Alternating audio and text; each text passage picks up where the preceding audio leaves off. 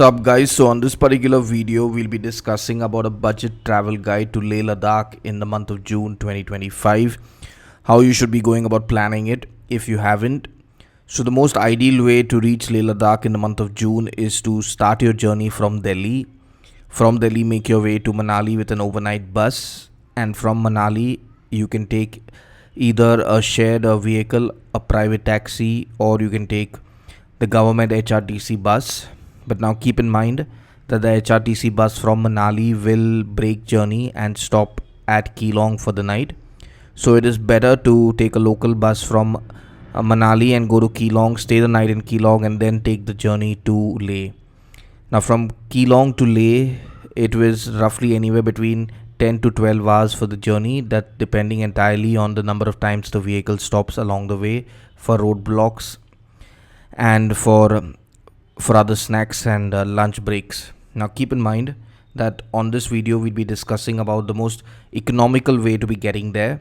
If you're going pay per seat, the vehicle cost will cost you anywhere between 1500 to 2000 rupees based on the seat and the kind of vehicle that you're getting. The HRTC bus is the most affordable, which will cost you anywhere between 500 to 600 rupees, and it's a non-AC non-recliner ordinary bus, which is three seater on one side, that is behind the driver it's 3-seater, and on the other side it is 2-seater. So basically 3 plus 2 is what it is called. You can book this ticket online, so this is the best way to get there. So it'll basically take you from Delhi 2 nights 3 days to reach Leh. That is 1 night overnight from Delhi to Manali. The second would be the overnight stay at Keelong, and the third day is when you will reach Leh. And you can expect to reach Leh anytime latest by, I would say, 5-6 in the evening. So that would be your day 3.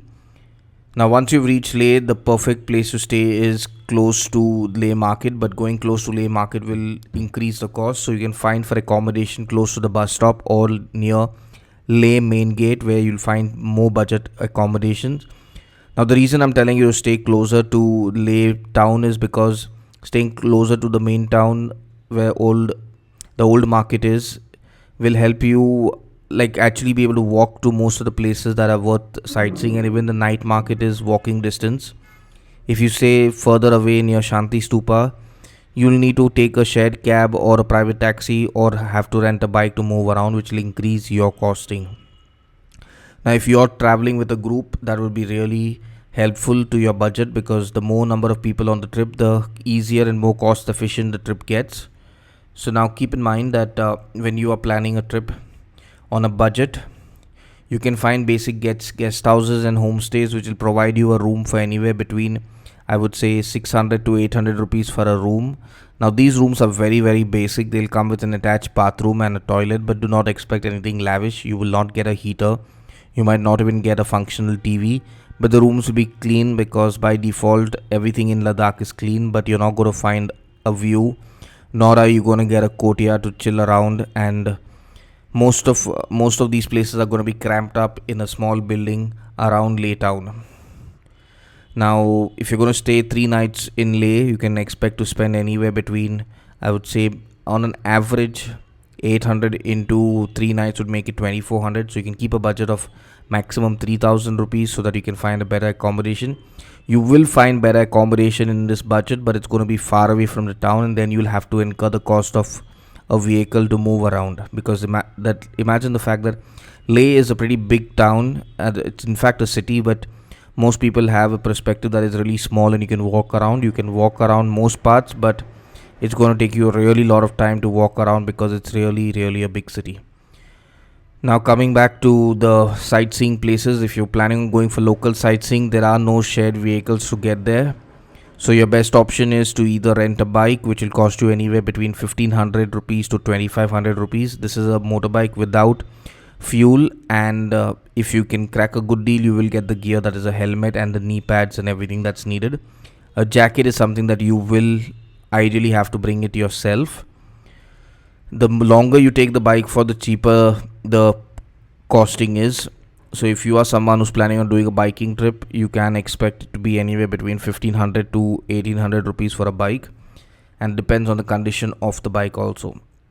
If you're planning on doing a budget trip around Ladakh without a motorbike and you're a solo traveler, then the best option for you is to go to a local agency and hope that they have a sharing paper seat vehicle going to Nubra Valley and Pangong, which should ideally cost you anywhere between, I would say, 4,000 to 8,000. The difference would be depending on the number of people you're sharing the vehicle with and the kind of accommodation that they're providing you, because you will have to stay a night in Hundar and at Pangong, unless you want to do a really rush trip, which would be just going to Hundar, coming back and staying in Leh, and then going to Pangong and coming back to Leh, which is not something really advisable because that's going to be really, really hectic. So over and above this, what else would you need to spend on? Definitely lunch is something that you'll have to take care of, because whenever you're going even on an impromptu trip in Ladakh, most places will offer you food in Hundar and in Pangong, which would include your breakfast and dinner. So your lunch is something that you'll have to take care of. Lunch in Leh and Ladakh is really affordable. You can have veg or non-veg food ranging from anywhere between 100 to 300 rupees for your lunch meal. And the lighter you eat for lunch, the better it is, because the heavier you eat could cause trouble when you're traveling because of the winding roads and the high altitude. One area where you will have to get it done on your own is the inner line permit required to travel around Leh Ladakh region, which is very easy. You can do it from their website online, and it will cost you around, I would say, 300 to 500 rupees. Entirely depends on the number of places that you're visiting. Now remember that most places that you'll be visiting in Leh Ladakh has an entry fee. It will range from anywhere between 20 rupees to 100 rupees depending on what you are going to see. For example, Shanti Stupa has an entry fee of 30 rupees, while Hemis Monastery is 50, and Leh Hall of Fame will charge you 100 rupees. So this is a small example of what the costing is. As a budget traveler, you will want to visit a few places which are paid, but you can also go to places which are free, like Pathar Sahib, Gurudwara, the Magnetic Hills. These are places which you can enter in for free. The monasteries by default will have an entry fee, but monasteries like Shea Palace, then Tikse charge you much lesser than what Hemis will charge you. For some reason, Hemis charges you more, but it comes with the fact that you can also enter and experience the Hemis Museum, which is a really good experience to see what it was in the yesteryears. Now, when it comes to the overall budgeting for your travel, you need to keep, I would say, an average of at least 10 to 15,000 rupees. 15,000 to be honest, because the more money you have for travel, the more buffer you have. Stay for a 1 week trip will cost you approximately 7,000 rupees. That's the best budget that you need to have. Food for 7 days, you can again keep a budget of roughly 3 to 4,000 is more than enough. Then the final thing would be your permits, like I mentioned, will cost you anywhere between 300 to 500 depending on where you're going. Your entry fee would be around 500 is more than enough for the entry fee. So on an average, totally you'll end up spending anywhere between 20 to 25,000 on your entire trip to Leh Ladakh. Now this is provided that you are able to adjust and accommodate in budget accommodation, and you have a group or end up finding a group in Leh Ladakh where you can split the cost. Unlike other tourist places, Leh Ladakh doesn't have local buses which are plying from one place to another, so you cannot rely on the local bus to take you from Leh to Nubra or from Nubra to Pangong. It doesn't exist. The only way around is by taking a taxi or a shared cab. Now the final tips would be always book in advance, and the ideal trip in the month of June would be fly out of Leh, because you do not want to do this 3 nights 4 days hectic journey back all the way to Delhi and then take a flight, because the flights from Leh to Delhi are roughly around 4 to 5,000 rupees. So if you book it early for the second half of June, you will end up getting a deal which is roughly around 5,000.